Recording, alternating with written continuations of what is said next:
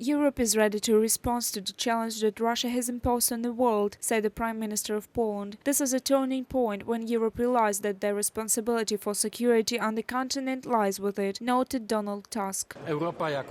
Europe must respond to this challenge and this arms race and must win. I am convinced that Russia will lose the arms race, just as the Soviet Union lost a similar race 30 years ago. But today, everything has changed. I mean, both the European Commission's proposals and the resolve of all my counterparts in Paris and London. Everyone is determined to take on this challenge. European leaders are consolidating at all levels. The ministers of defense of Ukraine and Poland, Rustem Umerov and Radoslaw Sikorski, discussed military assistance and key needs of the Ukrainian army. They agreed to expand cooperation on ammunition supplies within the framework of the Czech initiative, the Ministry of Defense of Ukraine wrote on social media.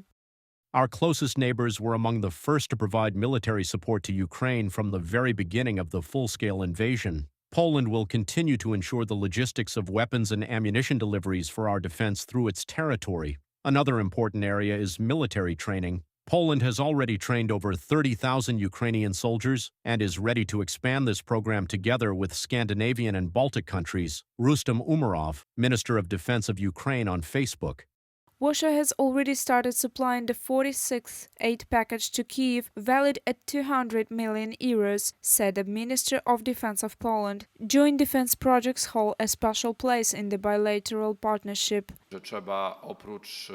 We need to mobilize industry. Polish and Ukrainian industries should make joint investments, not only during the war, but also to develop their deterrence potential. These initiatives are very much needed. Improving economic relations is also very important for us. We will continue to support Ukraine. Ukraine is increasing its own arms production. This includes not only artillery ammunition, but also heavy armored vehicles and drones, a sector in which the country has become a leader. President Volodymyr Zelensky stated that as of November 2024, over 800 defense industry enterprises were operating in the country. This includes joint defense factories. Currently, Germany is the leader in this direction, according to the Ukrainian government.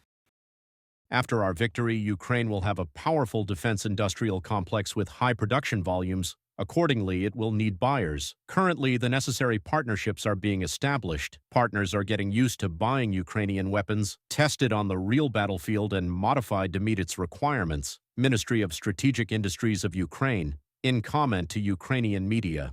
Kyiv's partners are also interested in cooperating with private Ukrainian defense enterprises. They lead in the market for drones, electronic warfare systems, and armored vehicles. Ukrainian manufacturers, in turn, gain access to technologies from leading weapons producers. This strengthens the ties between Ukraine's and Europe's defense industries, according to the government. According to chief of the main Directorate of Intelligence of Ukraine, Kirill Budanov, post-war Ukraine, as a state with one of the strongest armies on the continent, a powerful defense industrial complex, and unique military experience, could become America's main ally in the region. Reported by Alexandra Zaslavets, Victoria Smirnova, UATV News.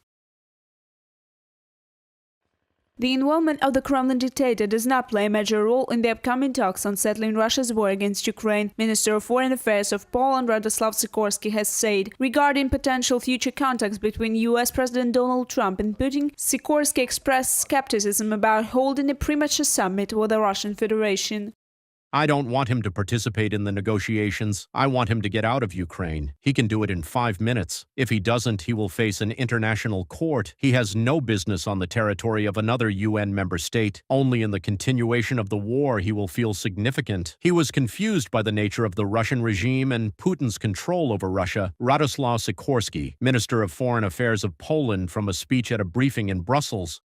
Ukraine's participation should remain the main principle of any peace settlement process, Radoslaw Sikorski emphasized. Ukraine is ready to move to a diplomatic path. Europe and the USA should not be at the negotiation table. The Ukrainian president said this in an interview with British journalist Piers Morgan. Volodymyr Zelensky stressed the need for stable peace, which will be ensured by strong security guarantees, with efforts already underway in cooperation with the United States.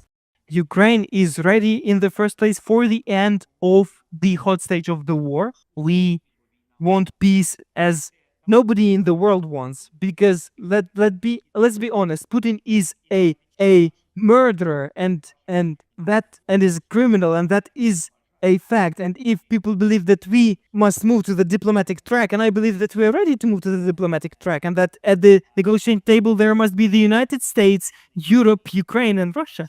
Meanwhile, 10 EU countries have called for restrictions on a movement of Russian diplomats within the Schengen area in order to undermine their ability to assist the Kremlin's intelligence services. The proposal was initiated by the Czech Republic. This was reported by the Polish media. Additionally, on February 6, President Petr Pavel signed a law that prohibits the granting of Czech citizenship to Russians, even if they renounce their Russian passport. This is stated on the website of the president. The document indicates that obtaining Czech citizenship will be frozen for Russians until the end of the war against Ukraine. An exception will be made only for political refugees and children under the age of 15.